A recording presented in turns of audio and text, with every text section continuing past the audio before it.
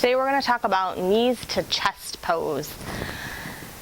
We're pulling the knees in, so we're compressing the abdominal area. So it can be good for bloating, things like IBS, intestinal issues.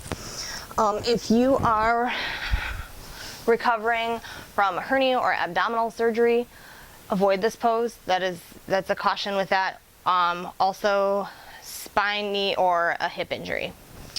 So we're going to come onto our backs. And we want to remember, even though we're laying down, it's still important to keep length in the spine. So we're lengthening down.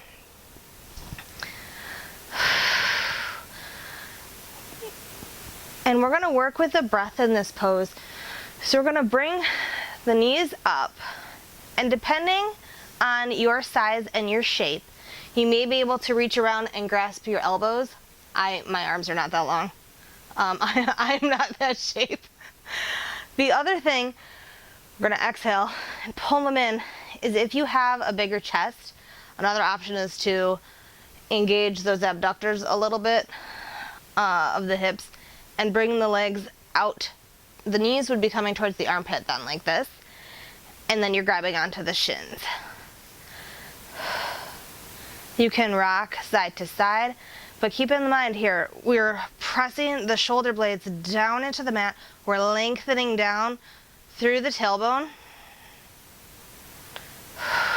through the coccyx. You can rock side to side, if that feels nice. And of course, there are a bunch of variations. I've seen ones where you can cross your ankles and then do just little hip circles. And I think that feels good.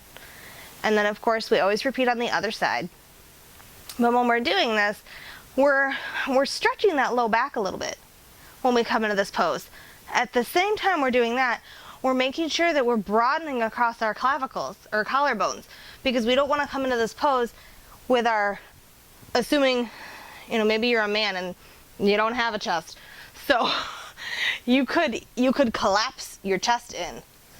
I don't personally have that problem because I'm a woman.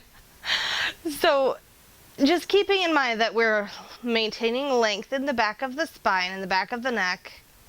We're pressing those shoulder blades into the floor and away from the ears.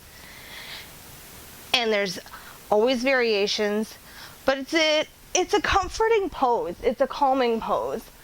It might be a good one to do before bed. You could do that and then legs up the wall or some variation.